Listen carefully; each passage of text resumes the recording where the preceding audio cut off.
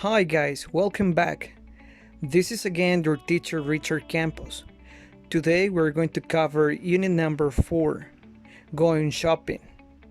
Where is it? From the previous two videos, we learned a lot of vocabulary that we can use to provide points of reference along our neighborhood. We also learned how to ask and how to answer to questions in order to provide a specific address or ask for it. So on today's video, we're going to combine the knowledge that we gathered from those two previous units. However, we will also get some tips in order to ask and answer questions related to addresses in a polite and fluent way. Additionally, we will see some extra questions whenever we need directions to get to certain places, so that we can sound more natural when speaking. On top of that, we will also study some tips and recommendations whenever we're going to purchase something, either online or to certain places that we have already studied on these units.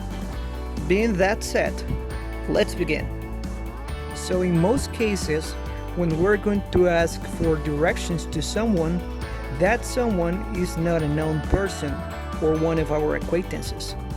So here are some tips to start a conversation in order to get the direction we need. Tip number 1. Use greetings and polite expressions. Starting a conversation with a greeting is a must. If you want to receive a nice explanation, begin by saying hello first. Some examples are: hello, good morning. Excuse me, could you help me? Hello, may I ask some help? I need to get to Teletica's building. And as an additional tip, finish with a thank you and have a nice day. Number 2, modal verbs will help you express yourself. This is important because you will sound polite at the same time that you sound like you have mastery of the language. Examples: may I ask how to get to the Eaton Center? Could you help me? I would like to go to the museum. Number 3, build your vocabulary. Did you know the basic vocabulary that can be used when getting directions? It may be useful to remember frequently visited places too. Examples of these are places, for example, Hyde Park, Dundas Square, Queen Street, Union Station, or vocabulary such as traffic lights, bank, post office, constructions, block, etc.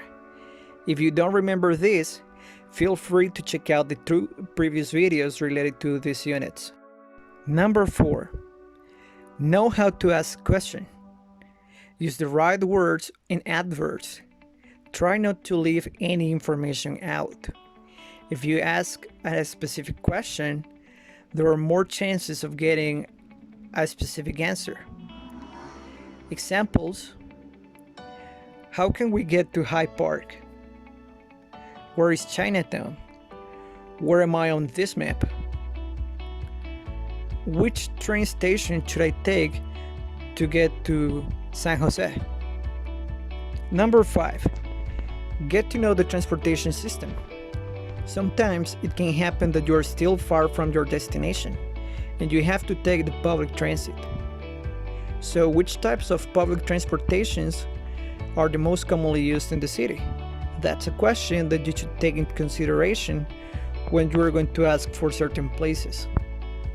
Examples of these are: is it far? No, it isn't very far. It'll take you 30 minutes to walk there. Well, that is quite far. I'd better take the taxi. Number 6, familiarize yourself with the cardinal points. We Costa Ricans are not that familiar with cardinal points. However, in big cities, people often use cardinal points when explaining directions and locations, like north, south, east, and west.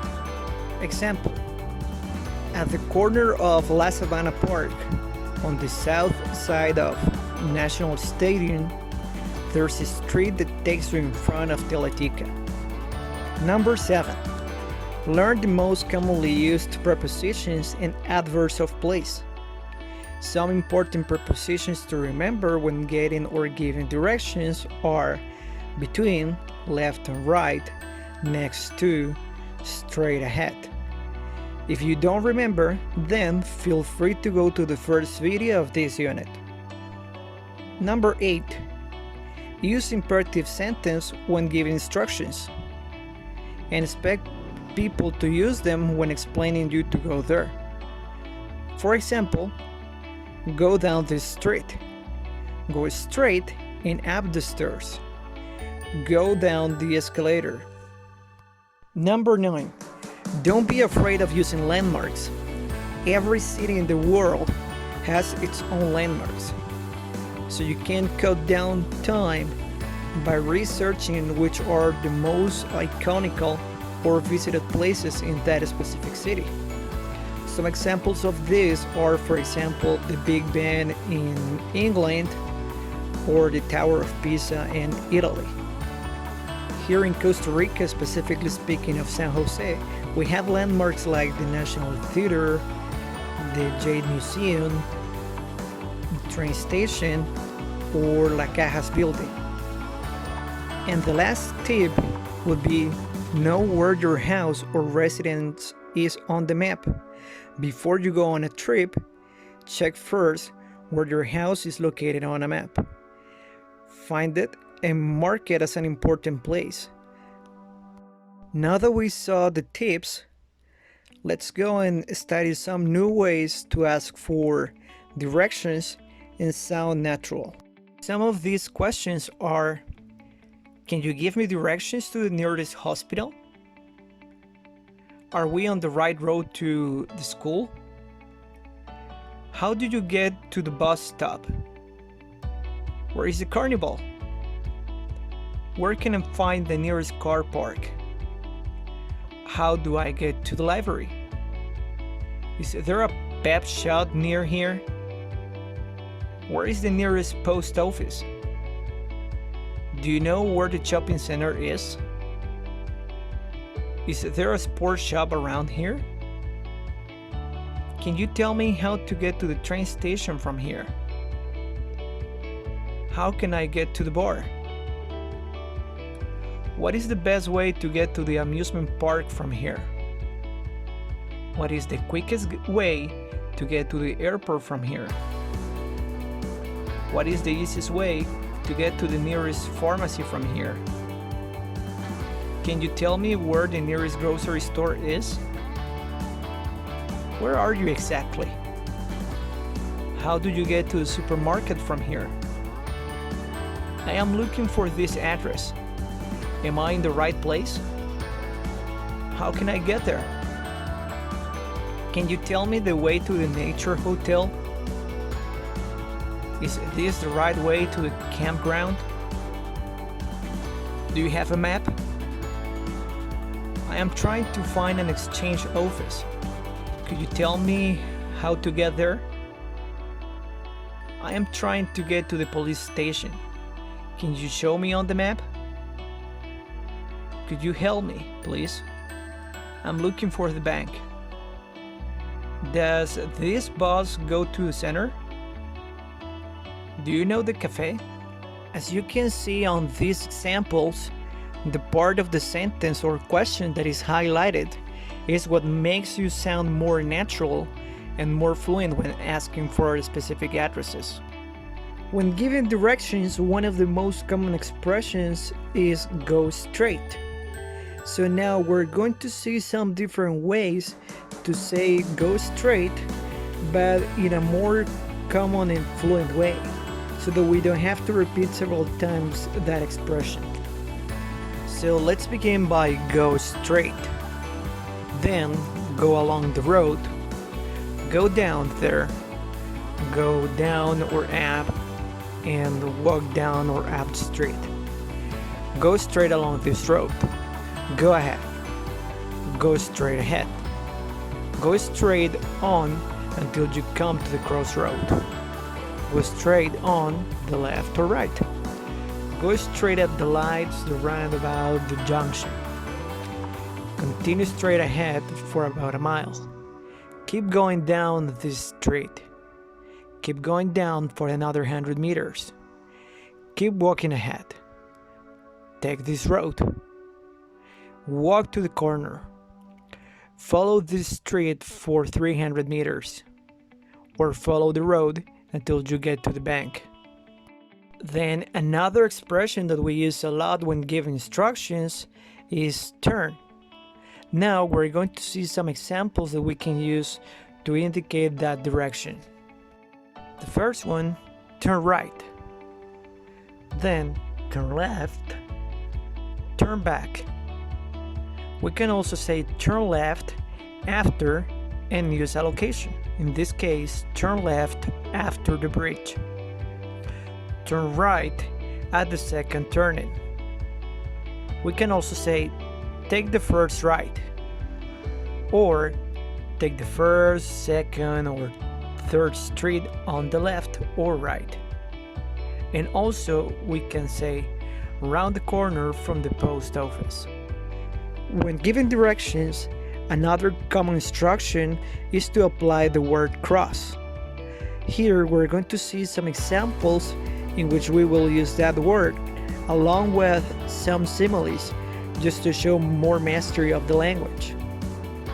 These examples are cross the street, pass the school, you will cross some traffic lights, cross the church and you are there, or go over the bridge.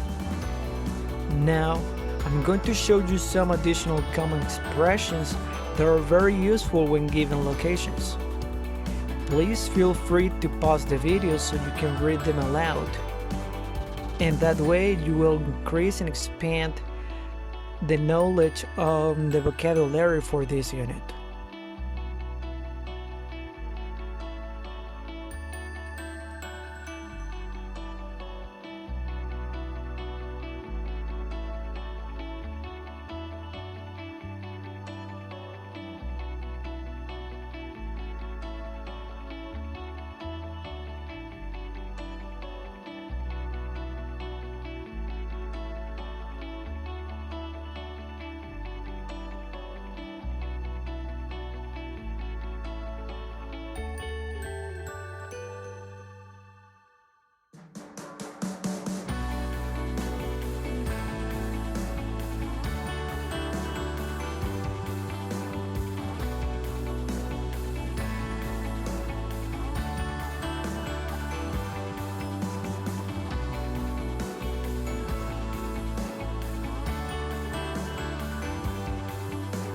We have to take into account that when giving or asking for directions, we are participating in a conversation, so it has to sound natural. Because of that, I'm going to give you now a list of useful phrases that will increase the mastery on the vocabulary and also will help you to sound more proficient when giving instructions. Once again, as we did with the previous prepositional expressions, pause the video, read these phrases out loud, and memorize them.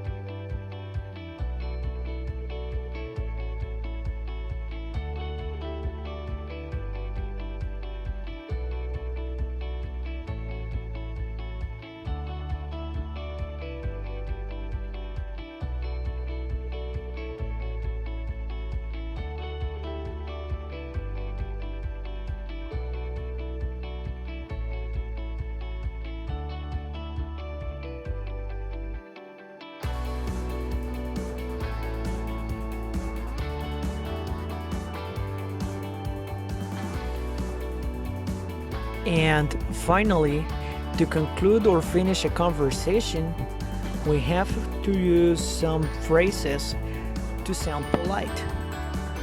Those are thanks for helping, bye, thanks for the help, goodbye, or thanks for spending your time with me, have a nice day. At this point, we should know how to give and ask for locations or addresses in our neighborhood. In addition to that, from the previous video, we learned what are the items or things that are sold or that we can get at the different reference points or landmarks. If you don't remember, please go back to the previous video and study that information again. Being that said, now I'm going to give you a list of tips that you should have into account when it comes to buying different things at those locations. And as a bonus tip, I will also show you what you should take into account when it comes to buying things online. Tip number 1, make a list. If you know what you want initially, you are more likely to make sure you get what you need. By making a list, you make sure you don't forget anything. If you stick to your list, you're less likely to make impulse buys, ones you may regret in the future. Having a list also clears your head and means you can carefully select the perfect item you're looking for. Tip number 2, set your budget. It sounds like a chore, but knowing how much you are happy to spend ahead of time, you can't resist the urge to overspend. It is also a rewarding task, as you might find you underspend. In general, we should all be more aware of what we can spend. Tip number 3, plan your trip. Shopping can be stressful if you don't plan. Know which shops you are going to go to visit first. That way, you will make sure you don't forget anything. Planning where you're going to park also removes some of the stress. If you are on foot, think about the weight of what you are going to buy and purchase the heaviest items last. Number 4, be price conscious. Aside from setting budget, knowing how much certain items cost in different shops means always you get the best price. You will also get a kick out of getting a discount on the items you usually buy if you are on a sale. Tip number 5, don't shop when you're tired, hungry, lonely, bored, or upset. Any type of emotional or physical strain can impair your judgment. If hitting the shops is something you do to cheer yourself up, then by all means do. But be sure to set up a budget so you aren't ruled by your impulses. Tip number 6, be savvy. Walking into a shop you love can be exciting, but be savvy and stick to what you wanted to buy. That said, you may come across something you have had forgotten to add to your list. Just make sure that it's still within your budget and it's indeed not an impulse buy. And the tip number 7, just enjoy it.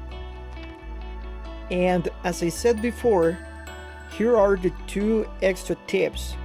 These are very useful when it comes to buying things online, especially since this is a very common scenario nowadays due to our current pandemic situation. Here is the first extra tip. Number 1, read reviews. Visit places like consumerreports.org, consumersearch.com, and amazon.com, and check for comments from previous customers when it comes to buying something. Tip number 2, research prices. You can go to sites like Fruggle.com, mysimon.com, or Chopzilla.com. And there you should be able to compare prices between the different websites that offer the same item. And the last tip is reevaluate. Wait a day before you're buying something. Sometimes you might see the same item is with special offer, or even you can think about whether or not you really need the item. So after all of these tips, let's do some practice. For the first exercise, you're going to read a conversation. This is not going to be arranged in the correct order. That is your part. So pause the video so you can read the different sentences of the conversation and then set them up in the correct order. Then restart the video so you can hear me giving you the right answer.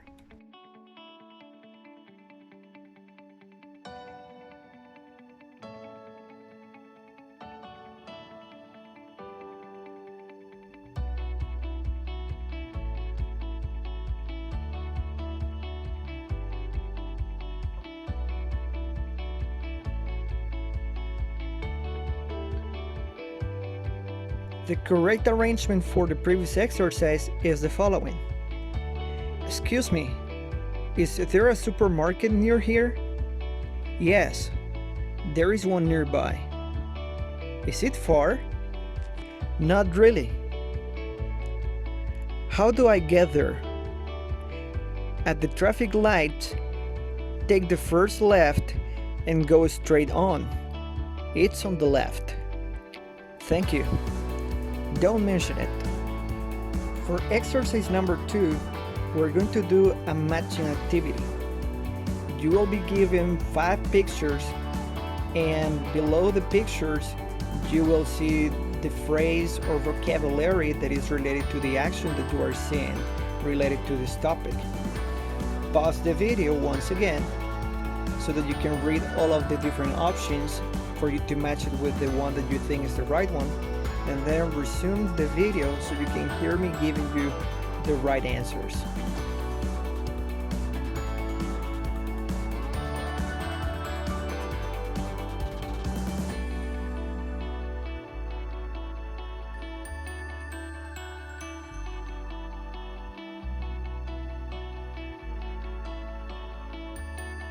The right answers for the matching activity are the following. Cross the bridge. Turn left. Go through the pedestrian crossing. Go straight on. Go along the river shore. And finally, for the last exercise, we're going to do a map reading activity. I will give you a map and I will ask you a question, and you have to complete the question with the place that is supposed to be the right one based on the instructions that you will hear from the map. Please pay attention, pause the video for every question I will ask you, and then resume so that you can hear the right answer. Excuse me, I'm looking for the... Do you know where I could find it? Yes, the... is on the Short Avenue, across the street from the library. Number 2. Excuse me, where is the... located? The is located across the street from the parking lot on Long Avenue. Number 3. Can you help me? I'm looking for the... Sure, you can find the... on back street between the barber shop and the daycare center. Number 3. Can you help me? I'm looking for the... Do you know where it is? Sure. It's located across the grocery store next to the elementary school. My friend asked me to return this to the... But I don't know where it is. Oh, the... is on Short Avenue, across the street from the fire station. The answers are For number 1, fire station. Number 2, bank. Number 3, beauty shop. Number 4, city middle school. And number 5, library. Well guys, that is it for this unit. Before to conclude, I just want you to know that I really appreciate the time you took to see all of these videos. I hope you have really enjoyed this project as much as I did doing it for you. Please don't forget to use these videos as supporting references whenever you have doubts about the topics that you might encounter in 8th grade. Well guys, it's been a pleasure meeting you and helping you study and cover these units. I hope you really do great in your future, and we will see you again later. Bye bye.